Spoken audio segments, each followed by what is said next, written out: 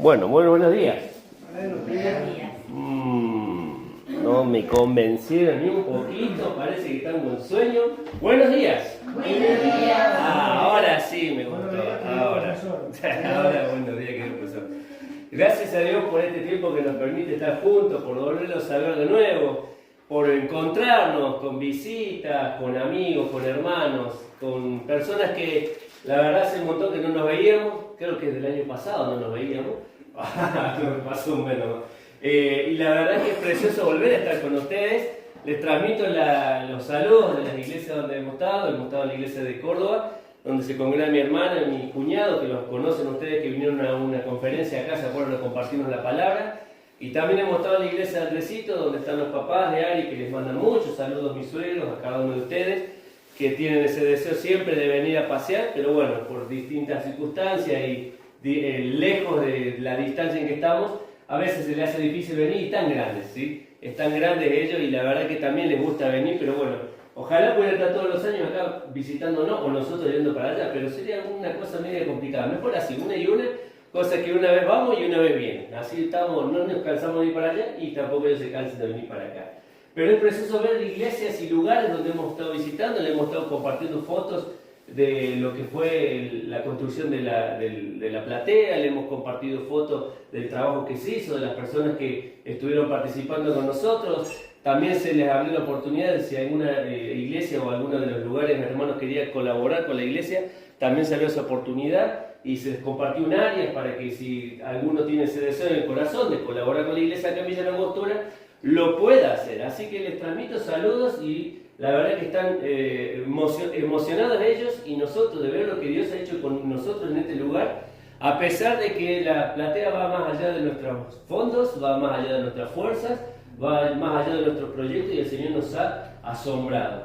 Y hoy quería compartirte, sí, en esta mañana, este tema, ¿no? Familias que dejan, me comí una palabra, familias que dejan una huella, ¿sí? Familias que dejan una huella.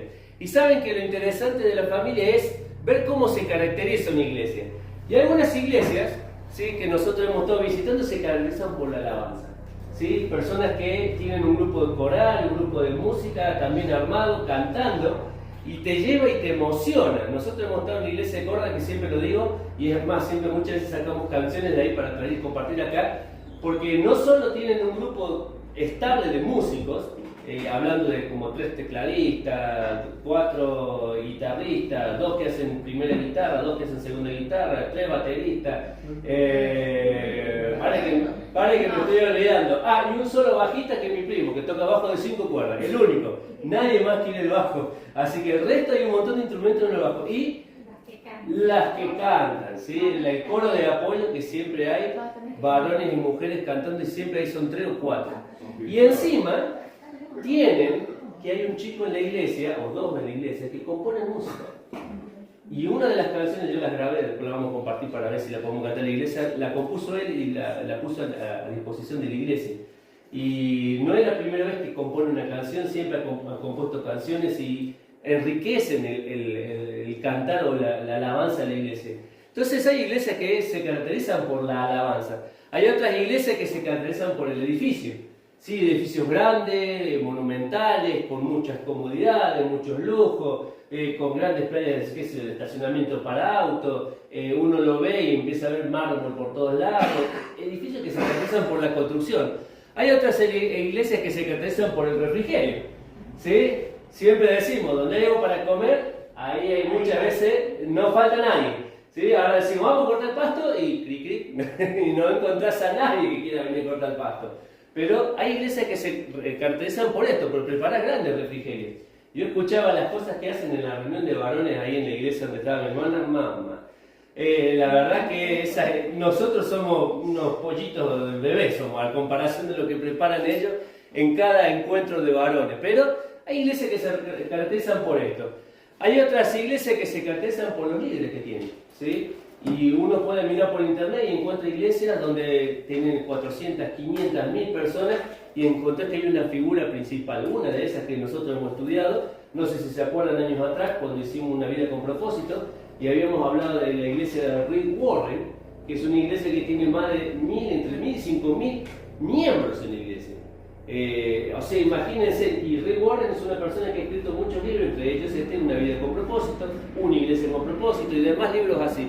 Entonces hay iglesias que se caracterizan por los líderes, pero lo que nosotros debemos entender es que la iglesia se debe caracterizar por las familias que la integran, por las personas que están en la iglesia, porque eso es lo que vale dentro de una iglesia. Ahora, entendamos tres cosas. La primera de ellas, la familia está siendo atacada. Entonces uno va hoy a cualquier súper o a cualquier lugar y se va a encontrar que le llaman familia a parejas del mismo sexo. 2 hombres, 2 mujeres, o podemos poner un montón de cosas más que hay también dando vuelta. Entonces la familia está siendo degradada, el modelo que Dios ha establecido. Entonces encontramos que puede haber parejas del mismo sexo. Podemos encontrar familias con hijos sin padres. ¿Sí? Hoy, el otro día leíamos un libro hace un tiempo atrás de la familia de la sociedad de los niños huérfanos. ¿Sí? Que tienen papá, tienen mamá, pero esa mamá y ese papá no están presentes en la vida de sus hijos. Sus hijos viven la vida con los abuelos, con los tíos, con las amistades, con los amigos, en la calle. Vive con cualquiera menos con la influencia de sus padres. Y ese no es el propósito que Dios estableció. La familia está siendo atacada. Otro tipo de familia es la familia sin hijos. ¿Sí? Familias que ahora en vez de tener hijos, es mejor tener una mascota como hijo. Entonces lo llevan a todos lados, lo pasean, van de viaje, pagan el viaje, las cosas, lo llevan para el otro lado de Chile, van en avión y lo llevan como si fuera un hijo más. Y nos encontramos que dentro del ámbito de la iglesia, la juventud que viene, lo hemos visto en las iglesias que he estado y por ahí charlábamos con algunos de los líderes, y ves que los jóvenes no quieren tener hijos. No quieren tener la oportunidad de la bendición de los hijos. Vieron que uno agarra los salmos y encuentra que Dios dice que los hijos son una bendición.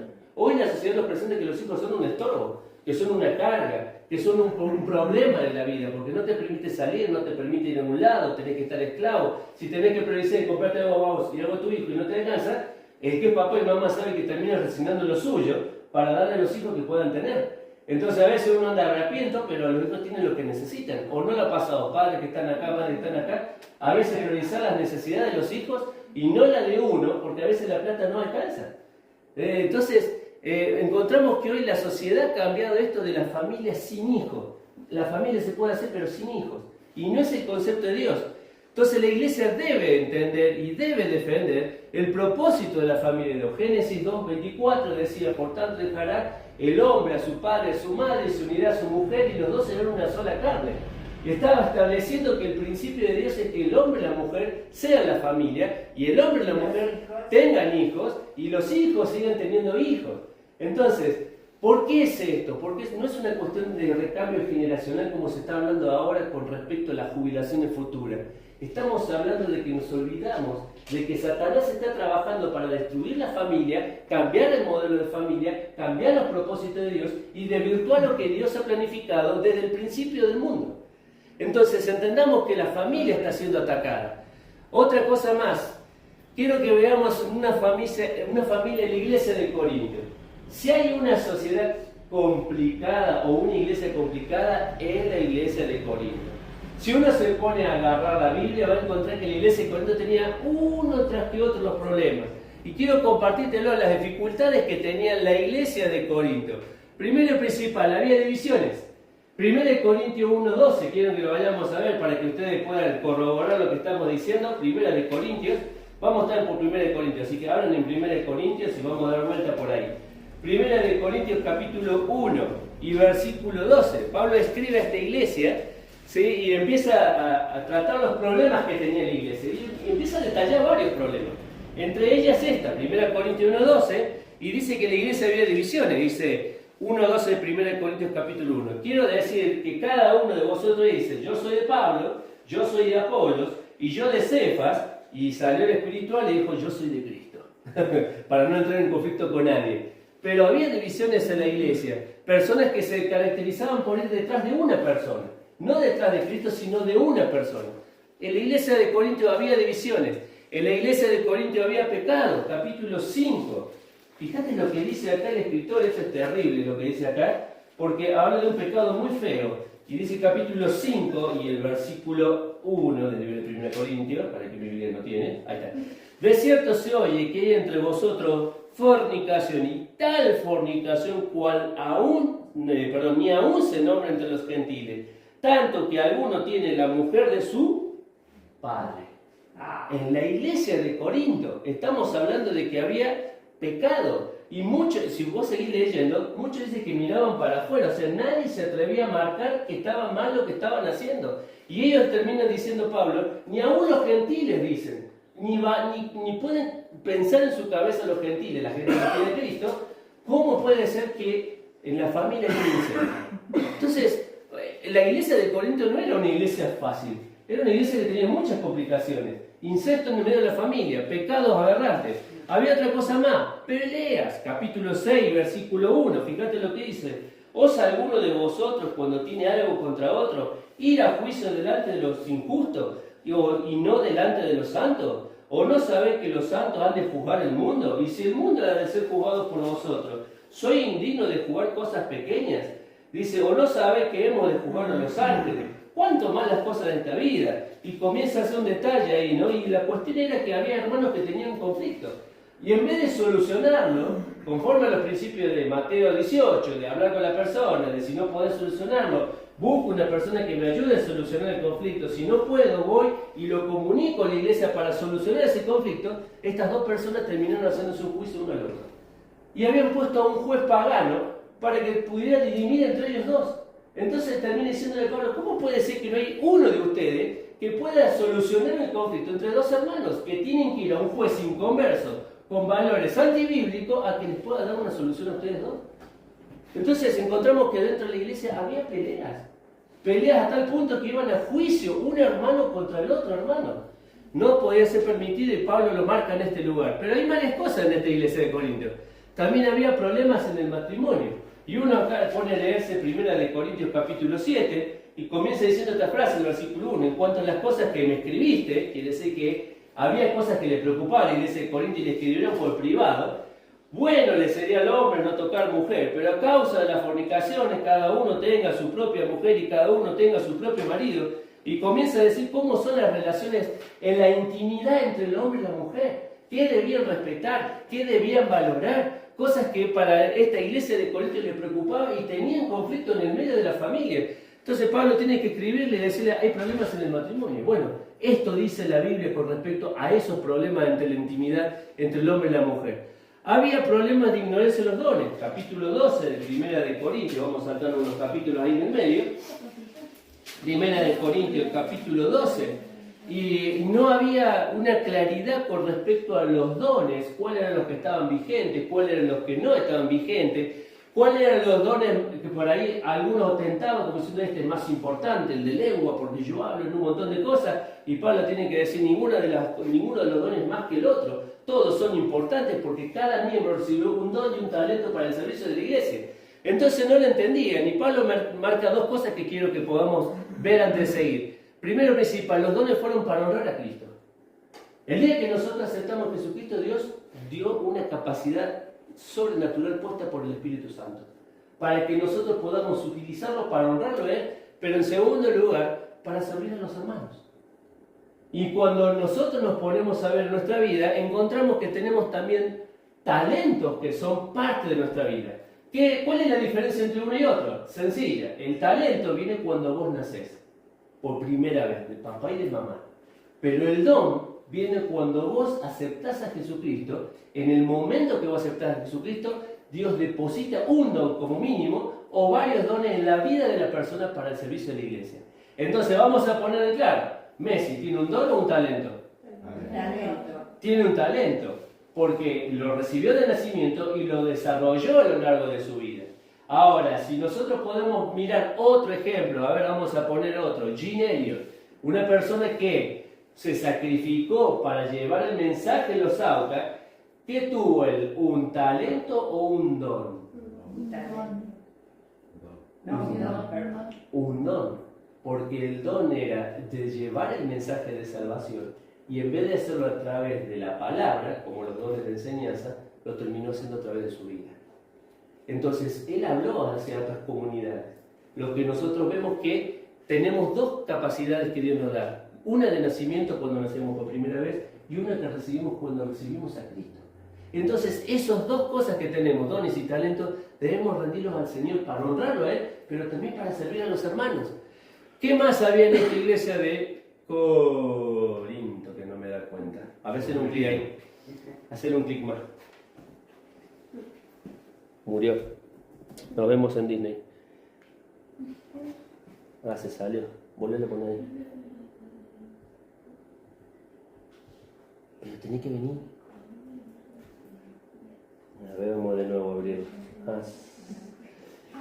Esto es por ahí en vivo y en directo, ¿vio? Vamos de nuevo. Vamos de nuevo. Se tiró. Con clase de PC incluida. ¿Vos cambiaste? No, cambiaste el F5. Por eso. Cambiarlo al F5 al otro. ¿Cuál era? No me acuerdo. F4. Ahí. Duplicar. Volverlo a poner de nuevo. Fuente detectada. Hoy se puso así medio que no quería trabajar. Bueno, llegamos entonces al problema de los dones. Ahí lo paso. Ahí está. Eso, ahí pasamos. Llegamos hasta ahí. Las dificultades de la iglesia. Hasta nosotros tenemos dificultades en la época presente, ¿eh? La tecnología se revela. Seguimos con los problemas en Corintios. Y tenemos problemas en la escena del Señor. Primera de Corintios capítulo 11, volviendo para atrás. Y encontramos que había gente que tomaba la cena, algunos se adelantaban la cena. El Señor, ¿se acuerdan lo que era? Lo que estamos celebrando hoy, el participar del pan y de la copa. Y la gente que estaba en la iglesia, dice que algunos se levantaban a comer, otros a beber. Y había perdido el sentido de la cena del Señor. Y es más, había perdido la solemnidad de la cena del Señor. Porque dice el capítulo 11, presta atención a lo que dice acá el escritor, en el versículo 27, de manera que cualquiera que comiese este pan o bebiese esta copa del Señor indignamente, será culpado del cuerpo y de la sangre del Señor. Por tanto, pruébese cada uno a sí mismo y coma así del pan y beba de la copa. Versículo 30. Por lo cual hay muchos enfermos y debilitados entre vosotros, y muchos duermen. Y sabés que la palabra ahí de dormir no tenía que ver con una situación, como decimos nosotros, estar en estado horizontal. Tenía que ver con que habían muerto. Por no haber tomado la cena como corresponde. Por no haber priorizado que la cena es un acto de solemnidad, de recordatorio de nuestro Señor. Entonces Pablo tiene que escribirle a esta iglesia de Corinto y decir, tienen que solucionar esos conflictos. La cena no es para competir, la cena no es para ir a comer como si fuéramos reyes. La cena era para recordar la obra que Cristo hizo en nuestras vidas. Y también tenemos problemas de la falsa doctrina, 1 Corintios capítulo 15. Y Pablo va a hablar un capítulo entero sobre la resurrección. Si ustedes se acuerdan, el tema principal que nosotros tenemos es que creemos que Jesucristo que no solo murió por nuestros pecados, sino que hizo ¿qué? Resucitó. Y Pablo tiene que atacar esta falsa enseñanza de decir, si Cristo no resucitó, entonces todo lo que hicimos esta mañana, y todo lo que venimos a hacer los martes y los miércoles, y todo lo que queremos hacer por otras personas, no tiene sentido. Si Cristo no resucitó. Y Pablo tiene que atacar esa falsa enseñanza dentro de la iglesia de Corintios. Y ni habla de 1 Corintios capítulo 16, el último capítulo, porque Pablo termina hablando sobre el problema de las ofrendas. Y tiene que poner en claro cuál era el propósito del ofrendar para que la iglesia supiera para qué servían las ofrendas. Entonces, fíjense en ustedes, tomamos algunos de los problemas que había en la iglesia de Corintios y había familias que estaban involucradas en la vida de la iglesia de Corintios.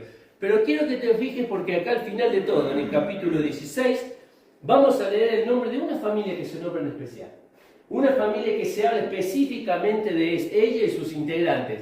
Y está en 1 Corintios capítulo 16, versículo 15, la familia de Estéfanas. Y lo vamos a leer. Dice el último capítulo 16 y versículo 15. Hermanos, ya sabéis, de la familia de Estéfanas es las primicias de Acaya y que ellos se han dedicado al servicio de los santos. Os ruego que sujetéis a personas como ella y a todos los que ayudan y trabajan. Pablo está nombrando a esta familia la única que destaca en medio de una iglesia que tiene un montón de problemas. Y destaca estas cosas de la iglesia, que era una familia que se había transformado en una familia de bendición a la iglesia. La familia de Estéfanas estaba sirviendo a los hermanos, estaba en medio de las situaciones que vivía el resto de la iglesia, pero ellos se habían decidido en bendecir a la iglesia donde estaba. Habían propuesto dejar una huella, dejar huella en la vida de las personas que lo estaban rodeando. Y vamos a ver 3 de estas huellas en esta mañana. La primera de esas huellas, la huella de su salvación. Capítulo 16, versículo 15, leímos recién. Hermanos, ya sabéis que la familia de Estéfanas es la primicia de Acayas y que ellos se han dedicado al servicio de los santos. ¿Qué significa esto de las primicias de Acaya? Que fueron los primeros que creyeron en el Evangelio en el lugar. Y no solamente que creyeron en el Evangelio, sino que también fueron bautizados. Si ustedes van al primer capítulo de Primera de Corintios, ¿se acuerdan que estábamos hablando de que la iglesia estaba dividida? Y que algunos decían, yo soy de Pablo, yo soy de Pedro, yo soy de Cristo. Y en un momento dijeron, porque a mí me bautizó fulano de tal. O sea, qué importante, un líder de la iglesia me bautizó a mí. Y el otro decía, entonces uno lo nombró a Pablo y dice, Pablo, yo no me acuerdo de ninguno de ustedes. Me acuerdo de que hay una familia que sí bauticé. Y dice el capítulo 1 y versículo 16, acompáñame ahí, dice, también bauticé a la familia de Estéfanas. De los demás, no sé si bautizaba a algún otro. ¿A quién tenía presente Pablo? A la familia de Estéfanas. No solo la familia de Estéfanas había aceptado a Cristo, sino que también había tomado la decisión de bautizarse.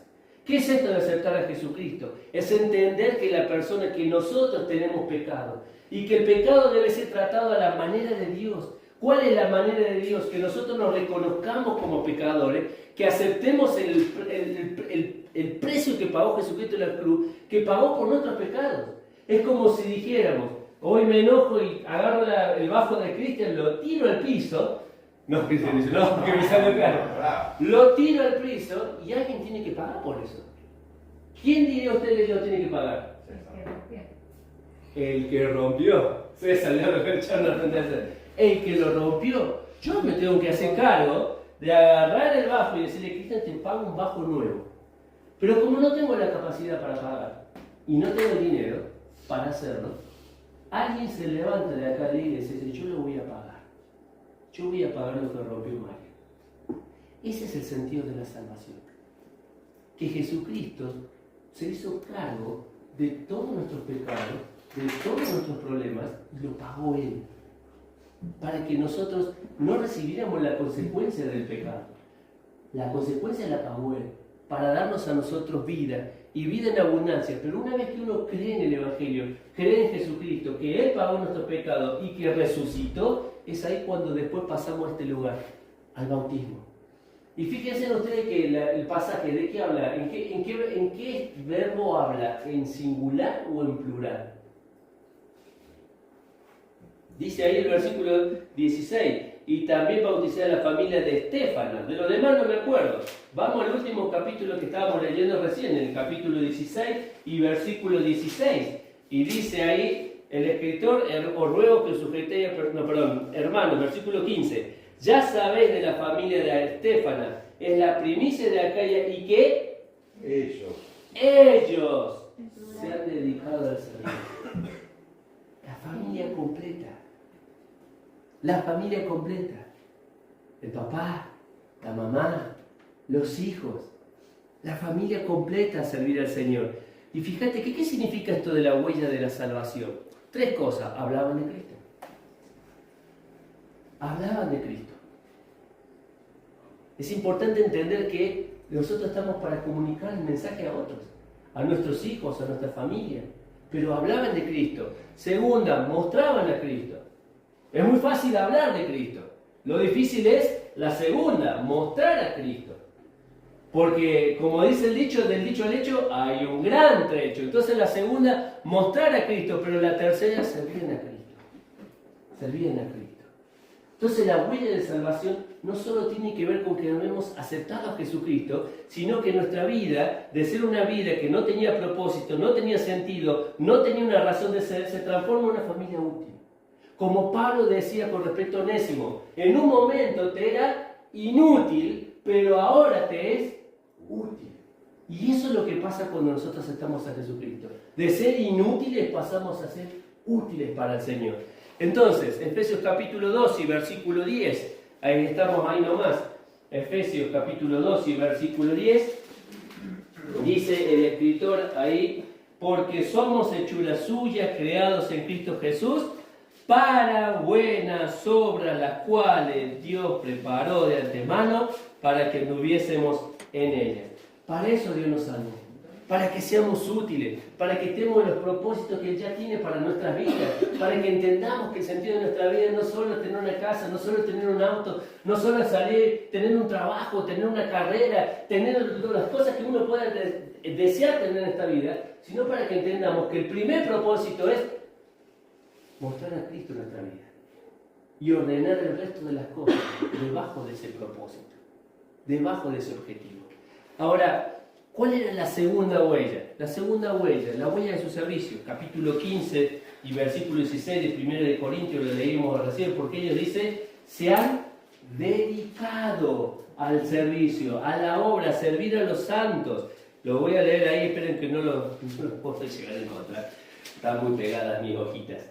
1 de Corintios capítulo 16, y versículo 16, y dice, versículo 15, siempre me lo adelanto. A ellos se han dedicado al servicio de los santos. Ahora, ¿qué significa esto de dedicarse al servicio de los santos? Tomaron la decisión de ser de bendición. Tomaron una decisión de ser de bendición. Y quiero ejemplificártelo con algo. Sí, cuentan una historia que había un gringo que quería ir, había venido a la Argentina y quería pasar de un pueblo al otro. Entonces tenía que viajar 30, 40 kilómetros. Entonces llega al lugar con toda su modestia, ¿no? Como son los gringos. Entonces quiere un pasaje, no sé si hay un colectivo o algo que me lleve a la siguiente localidad. Y le dice, sí, hay. Dice, hay un autobús que sale. Dice, ¿y cuánto sale? Le dice. Y mirá, dice, tenés tres formas de pagar. Primera clase, segunda clase y tercera clase. Y le dice, 3 clases tenemos. Y claro, él como todo gringo dice, no, hay tercera, voy a pagar primera. Si tengo la plata, ¿cuánto sale el primero? Tanta plata, bueno, ¿viste? Paga la primera. Entonces, bueno, sale afuera y espera el colectivo y viene un colectivo. Más o menos, no sé si como el que está ahí parado ahí en la fotito, si lo llegan a ver. Un colectivo que no daba ni ganas de subirse, ¿sí? Lo miró el chofer que bajó y dijo, menos me subo a este colectivo. Pero él estaba ahí y dijo, bueno, pasajeros que van a tal pueblo, comiencen a subir, dice. Bueno, todos empezaron a subir, todos subieron. Bueno, arrancó el colectivo, bueno, ya estoy acá, dice, no me queda otra. ¿Qué voy a hacer? Voy a pagar un taxi, un Uber, voy a pedir, ya está, vamos. Se sube el colectivo. Entonces empezó a andar el colectivo y como todo lugar, y no miren cuando empiezan las cuestas, que no son tan fáciles de subir, el colectivo se para a la base y dice, bueno, pasajeros de tercera, por favor, bajen, ¿sí? Entonces se bajan los pasajeros y dicen, qué bueno, los pasajeros de primera no me van a traer. Pasajeros de segunda, bajen también, dice, y empezó a mirar, ya se bajó la segunda, se bajó la tercera, no va a bajar la primera. ¿Qué vamos a hacer si va a bajar la primera? Y cuando comenzó, puso arranque de nuevo y dice, bueno, pasajeros de tercera comienzan a empujar el colectivo, vamos, y empezó a subir el colectivo. ¿Ustedes entienden la historia de lo que pasó? Pasa lo mismo en la iglesia. Tenemos personas que son de clase primera. Van sentados. Están sentados, vienen a domingo a la iglesia, vienen un miércoles a la iglesia. Están sentados. Son pasajeros de primera. Después tenemos los pasajeros de segunda. ¿Qué hacen los pasajeros de segunda? Mirando. Muy bien. Che, eso se podría hacer mejor, ¿eh? No, aquellos me parece que lo están haciendo mal. No. Aquellos 3 que están al fondo ni están empujando. Son estos los que están empujando. Pasajeros de segunda. ¿Y quién termina empujando? Los pasajeros de tercera. ¿Te das cuenta que muchas veces pasa lo mismo dentro de la iglesia? Personas que son de primera, personas que son de segunda y personas que son de tercera. Y Dios nos ha llamado a nosotros que tomemos una decisión de ser de bendición. De tomar la iniciativa de decir, Señor, quiero ser útil. No solamente en mi vida, siempre cuando uno piensa de utilidad, tiene que pensar en toda la familia. De servir al Señor, de empujar en la obra del Señor. ¿Vieron cuando el mismo Señor Jesús dijo que la mies es Muchas, pero termina diciendo otra frase terriblemente real, pero pocos los obreros. Y uno se pone a pensar solamente en este año, que tenemos una actividad pronta de la fiesta de los jardines. Tenemos un comienzo de actividad en la iglesia con las actividades preadolescentes, tal vez niños, o niños y preadolescentes. Tenemos las reuniones que se hacen constantemente los sábados, tenemos los estudios de los miércoles, tenemos la reunión de los domingos. Se vienen un montón de cosas. Y nosotros podemos tomar la iniciativa de ser el de primera clase, o el de segunda, o realmente que hace falta el de tercera, para que todos estemos empujando aquello que estamos buscando, que es honrar a nuestro Señor. Y vamos a llegar a la tercera huella, ¿sí? La tercera huella de ellas es la huella de la superación. Y ahora sí vamos a leer el versículo 16, que me adelanté varias veces a leerlo. El versículo 16 dice: os ruego, capítulo 16, versículo 16, os ruego que sujetéis a personas como ella y a todos los que ayudan y trabajan. ¿Qué significaba esto? ¿Sí? ¿Qué significa esto de sujetarse a ellos, sujetarse a esas personas? Nos habla algo muy importante, que pasan los años y estas personas que tomaron la iniciativa de servir al Señor no son las mismas. A través de los tiempos han logrado crecer, han logrado conocer, han logrado tener más experiencia, han logrado entender que la vida cristiana merece que nosotros estemos todos los días rindiéndonos al Señor. No un periodo del año, no un momento de nuestra vida, no solo cuando me sobra el tiempo. Porque si ese fuera el propósito de Dios, entonces uno se pone a pensar, los fundadores de la iglesia, aquellos que murieron en el Coliseo, aquellos que murieron siendo quemados, ¿para qué murieron? Si realmente nosotros en esta época vamos a estar viviendo como diciendo, bueno, si puedo lo hago, si tengo tiempo lo hago, y no entendemos que Dios ha comprado nuestra vida, y el hecho de comprarnos ha sido para darnos no solo la salvación, sino para darnos un propósito. Y hoy en el devocional de la mañana lo decía, cuando hablaba de los talentos, 5 talentos, 3 talentos y unos talentos. ¿Y qué hizo el Señor? Vamos a rendir cuentas. Qué feo cuando te dicen vamos a rendir cuentas. Qué feo cuando te piden que rindas. Como se dice, que muestres lo que hiciste durante un año. Que muestres lo que hiciste en medio año. Que muestres lo que hiciste con tu vida. Pero ¿no será mucho eso? ¿No será mucho controlar la vida de las personas? ¿Saben qué? Cuando nosotros no rendimos cuenta, no nos superamos. Cuando no rendimos cuenta, no evaluamos. Cuando no rendimos cuenta, no ponemos el foco en aquello que estamos haciendo mal. ¿Por qué? Porque no nos paramos a evaluar. Isaías le dijo al pueblo en un momento, paraos en vuestros caminos y preguntad por las sendas antiguas. ¿Cuál ha sido el verdadero camino? ¿Cuál ha sido la verdadera senda? Y andad por ella. ¿Por qué les dijo eso? Porque habían empezado una forma el pueblo de Israel. Y a lo largo del tiempo habían perdido el objetivo y el propósito que Dios quería para su vida. Entonces la tercera de las huellas es superación. No puedo estudiar la Biblia, vengo estudiando un capítulo. Bueno, este año no estudio un capítulo, empecé a estudiar libros. No, pero me cuesta levantarme. Bueno, empecé a organizar la noche, acostarte temprano, hacer las cosas. En el caso de los jóvenes, dejar el teléfono, dejar la tele. En el caso de los mayores, no trabajes tanto. No, pero necesitamos trabajar. Tenés que trabajar. Pero yo te puedo decir que cuando vos pones al Señor en primer lugar, las cosas se ordenan. El trabajo camina. La plata rinde. Las cosas que hacemos tienen un sentido. Es donde está la verdadera bendición. Recordemos que Satanás ofrece lo mismo que Dios. ¿Cómo que ofrece lo mismo que Dios? ¿Qué queremos nosotros? Tener el trabajo. ¿Se acuerdan lo que dijo primera de Mateo capítulo 6, 33? ¿Qué dicen? Todos pensamos en la ropa, en qué vamos a comer, de qué vamos a vivir. ¿Es normal o no es normal eso? ¿O soy yo el extraterrestre que piensa eso? Todos pensamos eso. Pero el Señor Jesús le termina diciendo, pongan a Dios en primer lugar y el resto de las cosas se va a acomodar. El resto de las cosas se va a acomodar. Entonces también nosotros tenemos que trabajar, también tenemos que hacer nuestras tareas, también tenemos que ir a la escuela, también tenemos que estudiar, también tenemos que... Pero poner a Dios en primer lugar y el resto de las cosas se va a acomodar. Y eso se llama fe. Creer en lo que Dios me está diciendo. El último pasaje, Proverbios capítulo 4, y versículo 18, tiene que ver con lo que estábamos diciendo recién. Avanzar en la vida cristiana, no ser el mismo.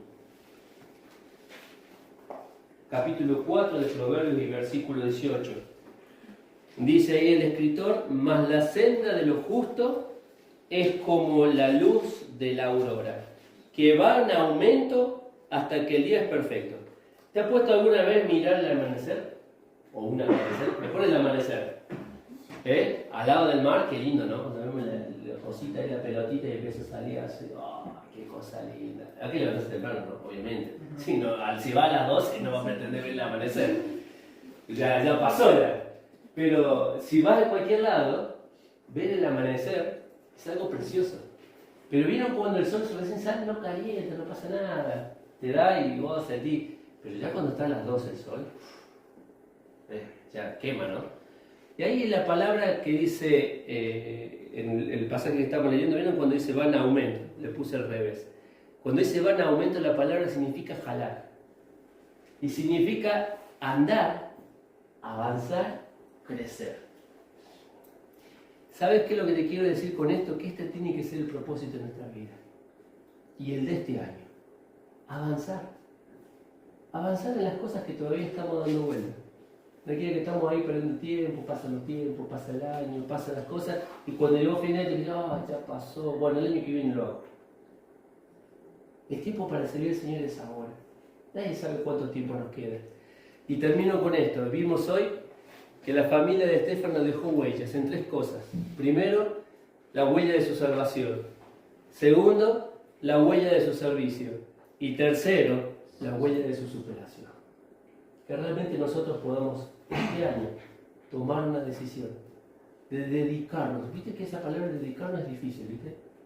¿Viste cuando vos hablas de una carrera, de un estudio, por ejemplo, pensando en algo que es más común, ¿no? Cuando hablamos de fútbol, ¿sí? Un jugador de fútbol no puede jugar para varios equipos, tiene que decidirse por un equipo. Y cuando se decide por ese equipo, juega para ese equipo todo el tiempo que está en ese equipo. Y lo mismo pasa acá. Es ponerse la camiseta y jugar. Jugar el partido. Jugar este año. No en la reserva, sino que podemos jugar en la primera. Para honrar a nuestro Señor, para agradarlo a Él. Vamos a orar y vamos a participar de los símbolos en esta mañana.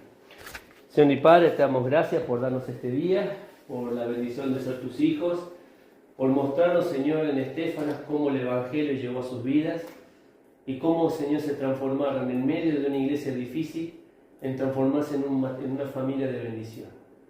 No solamente los padres estaban allí, sino sus hijos estaban allí. Y la decisión de mostrar a Cristo, hablar a Cristo, de servir a Cristo, de dedicarse, Señor, fue lo que hizo que fueran una familia diferente en medio de todos los problemas. Señor, ayúdanos a nosotros a ser una familia diferente. Una familia que esté comprometida. Una familia que esté orientada a servirte. Una familia que esté dispuesta, Señor, a pagar ese precio, a empujar cuando haya que empujar y a descansar cuando haya que descansar. Pero estar ahí para cuando realmente tú nos necesites. Para que cuando llegue el momento de presentarnos delante de ti, puedas mirar nuestras vidas y decir, buen siervo y fiel. En lo poco que te di, has sido fiel. Entra en el gozo de tu Señor. Bendice nuestras vidas de tal manera que podamos entender que la muerte de Cristo es algo que recordamos no solo cada domingo, sino todos los días. Todos los días debemos rendir nuestra vida hacia Él. Hoy oramos, Señor, pidiendo tu bendición sobre este pan, símbolo del cuerpo de Cristo, símbolo del sacrificio que Cristo hizo. Que podamos nosotros también sacrificar y entregar nuestras vidas por el propósito eterno de servirte a ti. Oramos agradecidos y recordando lo que Cristo sufrió en la cruz. En el nombre de Cristo Jesús. Amén.